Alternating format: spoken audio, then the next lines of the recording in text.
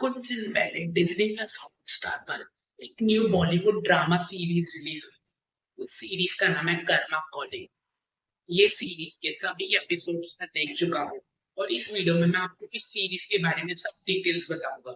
तो वीडियो में एंड तक बने रहे। शुरुआत करते हैं इस सीरीज की स्टोरी से। सीरीज की जो स्टोरी है वो कुछ ऐसी बताई गई है कि कर्मा तलवार नाम की एक लड़की जो कि अलीबाग आई है घूमने के लिए नहीं, बदला लेने के लिए। अब आप भी सोच रहे होंगे कि अलीबाग जैसा शहर, लोग घूमने के लिए आते हैं यहाँ पे, पर ये लड़की बदला लेने आई है। अजीब है ना थोड़ा सुनने में। बट हाँ, ये स्टोरी है। किससे बदला लेने आई है वो भी मैं आपको बताता हूँ।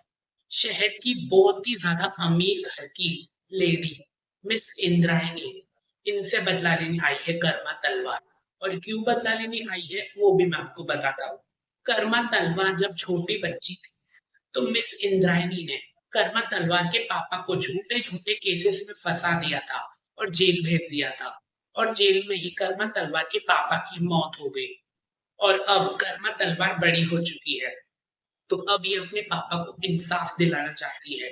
जो भी इसके पापा के गुनहगार है, जिसकी वजह से इसके पापा की मौत हुई, बेगुनाह को सजा मिली, वो कर्मा तलवार अपने पापा के गुनहगार को सजा दिलाने के लिए अलीबाग आई है।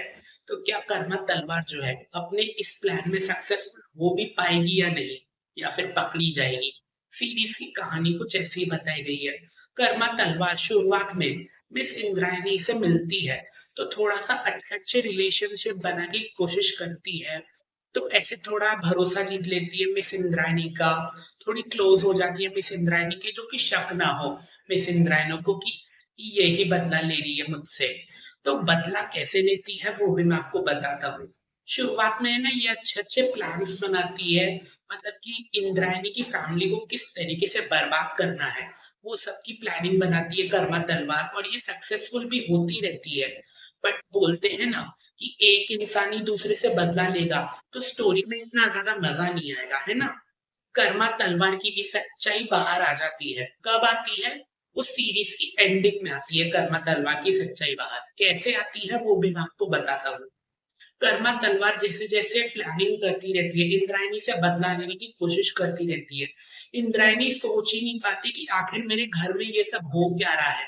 सबका बिहेवियर इतना अच्छा कैसे चेंज हो गया है, मतलब सब लोग, मतलब कोई भी सुन नहीं रहा है मेरी बात। सब लोग, मतलब घर मेरा ऐसा टूट चुका है पूरा। कोई भी मेरी एक बात नहीं मान रहा है। सब कुछ खत्म हो गया है ऐसा लग रहा है मिस इंद्रायणी को। बट उसका शक पूरा है ना कर्मा तलवार पे ही जाता है कि जब से ये लड़की आई है हमारी जिंदगी में, तब से ही हमारे घर में सब कुछ अजीब ही क्यों हो रहा है। शक थोड़ा जाता है बट कर्मा तलवार हैंडल कर लेती है। बट अब आती है कर्मा तलवार की सच्चाई। कर्मा तलवार जो लड़की है जो अलीबाग में इस नाम से रह रही है, ये इसकी असली पहचान है ही नहीं। ये कर्मा तलवार नाम की कोई और लड़की है, उसकी पहचान से ये अलीबाग में रह रही है। अब जो असली कर्मा तलवार लड़की है, वो, उसको मालूम पड़ गया है कि ये लड़की मेरे नाम से अलीबाग में रह रही है। तो वो भी अब बदला लेने के लिए अलीबाग पहुंच चुकी है। क्यों पहुंच चुकी है? क्योंकि कर्मा तलवार जो है, असली कर्मा तलवार, उसने अपनी पहचान उस लड़की को बेची थी, दूसरी लड़की को। बट उसके बदले उसको कुछ भी नहीं मिला, अपनी पहचान बेच दी। फिर भी उसको ना ही कोई पैसा मिला ना ही कुछ मिला। तो इसलिए अब वो अलीबाग आ चुकी है बदला लेने के लिए नकली कर्मा तलवार से। तो सीजन 1 की कहानी कुछ ऐसी ही बताई गई है। बट एक और कहानी बताई गई है सीरीज में, जैसे जैसे कर्मा तलवार जो है, नकली कर्मा तलवार, जो कि मिस इंद्रायणी से बदला लेने आई है अपने पापा का।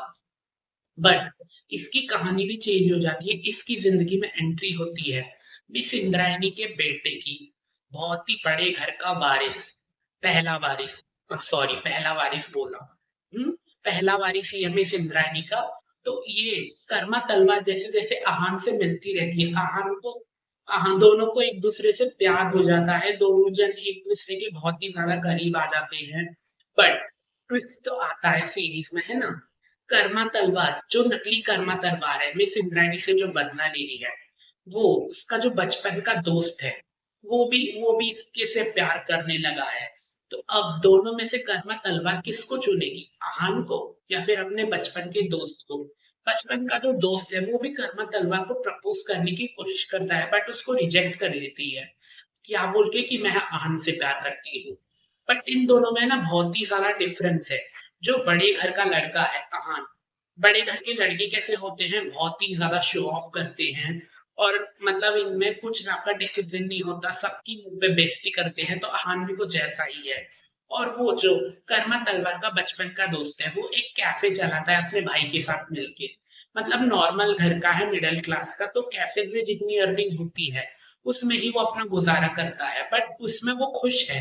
और वहीं दूसरी तरफ आहान जो है उसके पास सब कुछ है, मतलब पैसा भी है, सब कुछ है, बट फिर भी ये दुखी ही रहता है। तो ये दोनों में बहुत ही डिफरेंस दिखाया है सीरीज में। सीरीज जो है वो अच्छी लगी मुझे देखने में, एंटरटेनिंग इतनी ज्यादा नहीं बोलूंगा क्योंकि बॉलीवुड की सीरीज है ना, इतनी ज्यादा एंटरटेनिंग तो हो ही नहीं सकती। सीरीज में अमीरी तो इतनी ज्यादा दिखाई गई है ना, मतलब कि जैसे पूरी अमीरी इस सीरीज में ही भर दी गई हो। जितनी भी देश की, मतलब अंबानी से भी ज्यादा अमीरी सीरीज में दिखाई गई है। कर्मा कॉलिंग सीरीज में अंबानी से भी ज्यादा अमीरी दिखाई गई है इस सीरीज में, कि पूरी फैमिली जो है वो अंबानी से भी ज्यादा अमीर है, मिस इंद्रायणी की जो फैमिली है। बट सीरीज में मुझे कुछ थोड़ी है ना मिस्टेक दिखी। क्या मिस्टेक दिखी वो भी मैं आपको बताता हूँ। जो बड़े घर का लड़का है, मिस इंद्रायणी का बेटा अहान, वो एक दिन अपने माँ बाप से झगड़ा कर लेता है कि मुझे तुम लोगों के जैसा नहीं बनना, तुम लोगों जैसा मैं अपने दम पे कमाऊंगा, मैं खुद के दम पे मेहनत करूंगा, खुद का पैसा कमाऊंगा, तुम लोगों की मुझे एक कमाई नहीं चाहिए, खुद के पैसे का खाऊंगा, खुद के पैसे का सब करूंगा। बट नौकरी कहाँ ढूंढता है ये, कैफे में वेटर की नौकरी ढूंढता है ये आहान।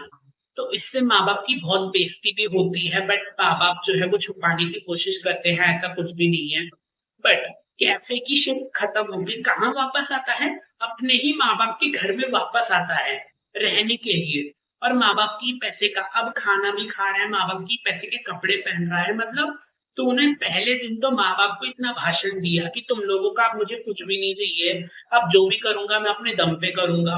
और कैफे की शिफ्ट जब खत्म हो गई वापस अपने माँ बाप के घर पे लौट के आया तू। तो ये चीज मुझे खराब लगी सीरीज में। मतलब आहान का जो कैरेक्टर था उसका सीरीज में ना कुछ मतलब ही नहीं था, वो तो एक फालतू कैरेक्टर लगा मुझे सीरीज में।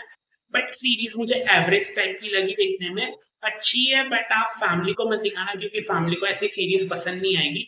वल्गर लैंग्वेज यूज नहीं हुई है सीरीज में, ना ही कोई 18+ सीन्स है, बट फिर भी फैमिली को मत दिखाना, क्योंकि ऐसी सीरीज फैमिली के साथ नहीं देखनी चाहिए, बहुत ही ज्यादा फैमिली को मजा भी नहीं आने वाला ऐसी सीरीज देखने में।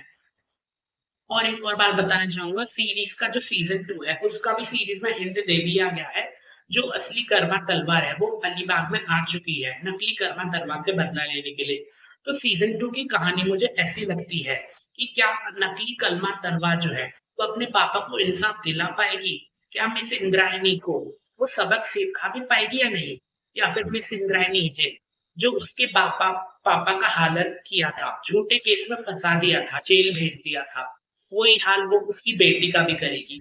क्या होगा कर्मा के साथ, नकली कर्मा तलवार के साथ, ये तो सीजन 2 में ही मालूम पड़ेगा। अगर आपने डिज्नी प्लस हॉटस्टार की न्यू सीरीज कर्मा कॉलिंग देखी है तो कमेंट करके बताना आपको ये सीरीज कैसी लगी। नहीं देखी है तो हॉटस्टार पर अवेलेबल है 7 भाषाओं में, देख के कमेंट करके जरूर बताना आपको ये सीरीज कैसी लगी।